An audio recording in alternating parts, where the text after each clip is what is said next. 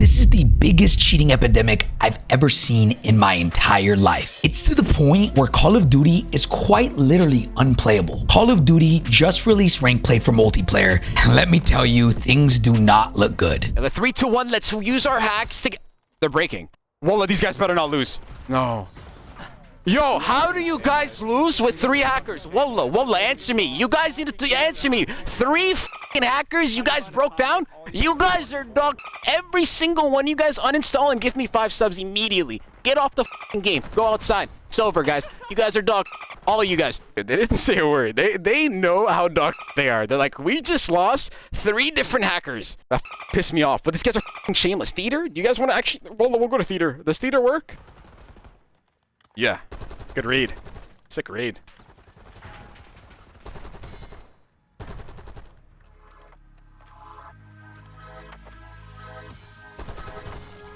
If you think that was bad, you don't even want to see Twitter right now. Ex-pro player Karma said, excited to try out rank play? Don't. It's never been this bad. Cheaters are everywhere. Another ex-pro TP said, man, multiplayer ranked has me so excited for Warzone rank soon. Ricochet update going crazy. The sarcasm speaks for itself. And that's literally just the icing on the cake. Go to Twitter right now and you will see hundreds of players, content creators, all complaining that ranked is so infested with cheaters that it's literally unplayable. Ex-pro player Octane said, my conspiracy is Ricochet never actually existed at all. 8shot tweeted saying, the cheating in rank play on Black Ops 6 is the worst it's been.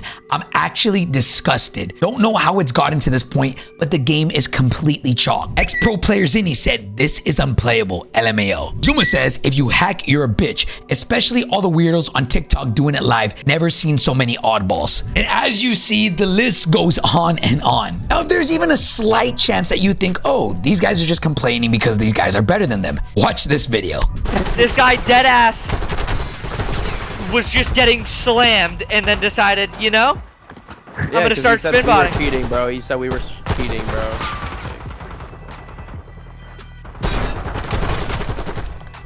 Bro, I don't even know what the he's doing. Yeah. It's day 0. What makes matters even crazier is that Treyarch tweeted this out. They said, who will be the #1 in Black Ops 6 rank play? And the comments are insane. Almost every single one of these comments is all talking about, oh, it's gonna be a hacker. A hacker's gonna be #1. A hacker's gonna be top 250. What makes things even crazier is being the #1 player on rank play gets you, for the first time ever, a new operator skin. And what do you know? Somebody has hacked into the game already and has gotten the #1 skin on their account. This post was posted yesterday at 10:44 p.m. That means only hours after rank play dropped, somebody already had the #1 skin and hacked the game. There's so many things wrong with this that, again, I'm genuinely just confused at how this even happens. Call of Duty has an anti-cheat called Ricochet, and I'm gonna be honest, I've been playing Call of Duty since Call of Duty 4. I've been playing Warzone for the last 4 years, and it literally feels like every year is the same thing. One of the biggest things that I think killed Verdansk back in the day was this insane infestation of cheaters back then. But for the most part, things have only gotten slightly better since then. There are still hackers, there are still cheaters, there's still so many ways to get around this anti-cheat. The most insane part about all this is that sadly,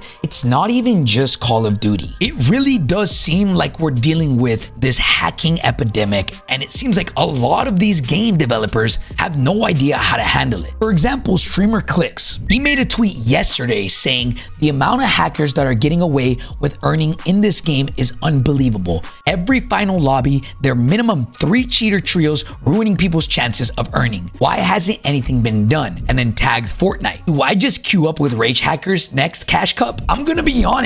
This should never be a thing. How is it getting so bad that streamers and pro players are willing to play with hackers because they know that there's no punishment involved? So what is the solution here? As of right now, according to Gamerant, Valorant has the best anti-cheat. Now, if a game like Valorant, which is also incredibly popular and has the backing of Riot Games, has an anti-cheat that is so good, and from what it seems like is the best one out there, why does a billion-dollar company like Call of Duty not have the means necessary to do the same? From what it seems like, this is a constant tug of war or a chase of cat and mouse between cheating developers and studios to try and figure out how to stop cheaters and how to figure out how to make cheats. These cheating developers will never actually stop. I mean, this is a multi-million-dollar business. And I'm gonna be honest, people who don't want to take the time and get good at a game themselves will pay money for a system or a software to do it for them. So for now, what can actually be done? Let's look at the couple of safeties Call of Duty has implemented to try and reduce the amount of hackers. Last year, you had to have a level requirement of 55 on Modern Warfare 3. This year, they changed it up to where you had to have a minimum of 50 wins on multiplayer. I get what they were trying to do here, but at the end of the day, it's not hard to get 50 wins when you're cheating. Think back of that clip we saw earlier. You think with people shooting like this, it's genuinely going to be hard or time consuming to get 50 wins. Let alone that people could just buy accounts with 50 wins on them. As you can see,